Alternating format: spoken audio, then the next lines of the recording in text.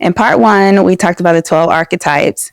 In this video, we're going to be talking about what to do about it. Now, if you're on this video and you haven't watched part 1, I want you to go back because this video assumes that you've already watched part 1 and now you're here to figure out what to do about it. The last time we talked about the archetypes, you heard me mention that the higher you go, the less feedback you get. The reason being is because most of the time, as you get higher, the people who work for you, there's a lot at risk for honesty in the positions that they hold. They become too financially or professionally dependent on you to really give the honesty that you're looking for.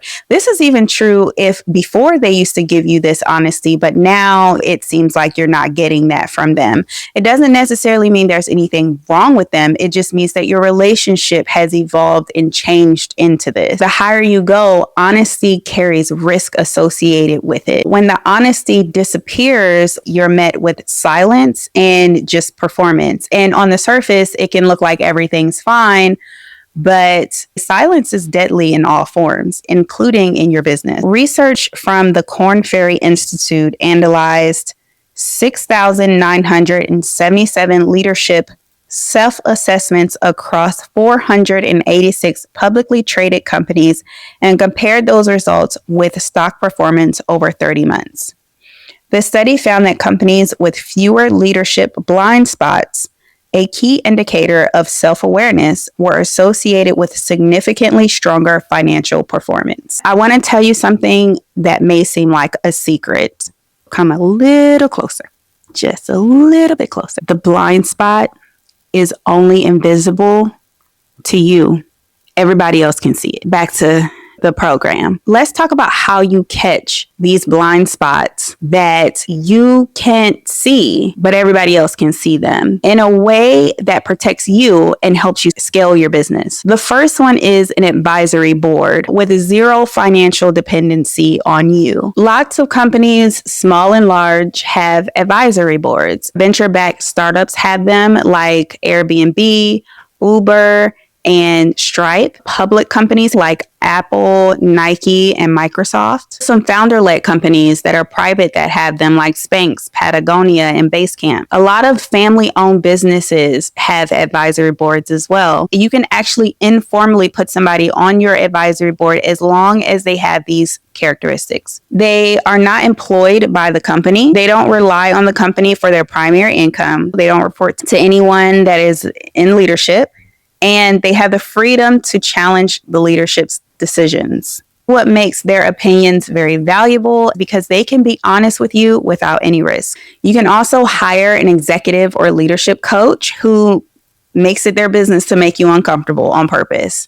This really does help you expand you out of your comfort zone so that you can develop the capacity to be uncomfortable. As we know, being in business is a journey of discomfort. But once we reach a certain level of comfort, sometimes we can stay stagnant for a little bit and we can get back into our comfort zones. And so if you continue to keep seeking that outside influence to help you continue to grow that muscle, that capacity for discomfort, they can definitely help you with that. You can also get into peer groups where people are at your level or above you, where honesty is the policy. They aren't withholding any feedback from you. It's not about making you comfortable, or they're not about saying things that will spare your feelings. You could also implement an anonymous 360 review where you solicit feedback from your team, from a third party. Now, it has to be 100% anonymous. They have to trust that it is 100% anonymous because everybody is going to fear retaliation. They're going to worry that their words are going to be taken some sort of way, especially if trust has been damaged with your team. Everybody might not participate, but even if you get one, that's more valuable than nothing. But even that says a lot. If you put it out there and not everybody is jumping to say something, that really means that there is broken trust trust on your team, and that is data for you to work to rebuild before they can be honest in any capacity. So I don't want you to take it and be discouraged if you do implement this and at first it doesn't go that way and you're like, I did put it out there and no one gave me feedback. That is data. Also, exit interviews or exit surveys from people who are no longer doing business with you or people who have left your company if they're an employee. It should be baked into your business, especially when people leave your company or stop doing business with you. Most of the time, especially when somebody quietly leaves, they are not going to be just bluntly honest with you. So you want to make sure that if they're leaving, they can do so in a low pressure way, because maybe they delivered that feedback to someone else. They were griping and groaning to somebody else, but it doesn't really get to who it needs to get to. And so it doesn't allow you to fix what you need to fix. It has to be through someone who is low risk, preferably not somebody who holds a leadership position that can conduct that interview. This is a very holistic view of how you can get the feedback that you need. I know a lot of times we think that silence is good. We deliver a message and you ask, hey, so does anybody have any questions or does anybody have any feedback or something like that? And you hear crickets and nobody says anything. And then you leave the call and you're like, okay, been there, done that. That happens all the time. But that's actually not a good sign. I want to talk about when I actually had a complaint about early on when I was working in corporate. They introduced this new software. I was very vocal about it. I really saw the risk with it. I didn't really see the benefits to it.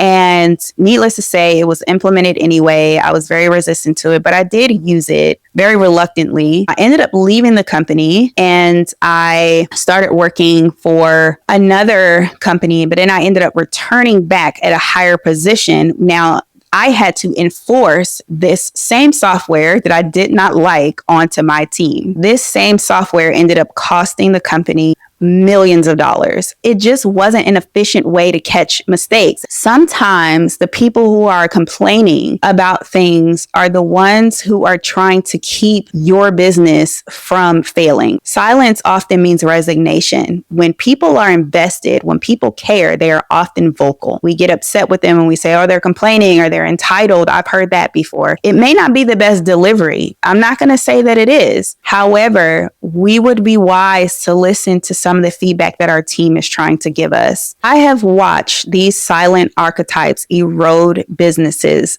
and eat them away slowly. I have seen it cost $15,000 in mistakes, 2 huge business contracts. I have seen it tarnish a CEO's reputation, even if temporarily. I have seen it break the hearts of employees that used to work for this CEO. And even though they have recovered, it was so much heartbreak that it could have been avoided. I've seen it cause high turnovers that take 6 to 9 months to replace. I've seen it burn out teams. I've seen it cost companies great employees that you can't pay them a high salary to even come back and stay. I've seen misaligned partnerships where one is a visionary and one is a detail lover, and they collide and they clash so much to the point that it erodes the morale of the team. These are not bad luck. These are leadership problems with a very high price tag. If you're somebody who's leading a team right now and anything in part 1 or part 2 felt uncomfortably familiar, I want to invite you to download The Root Cause, my white paper that will explain to you all of the steps that need to happen in order for you to shift and grow something different.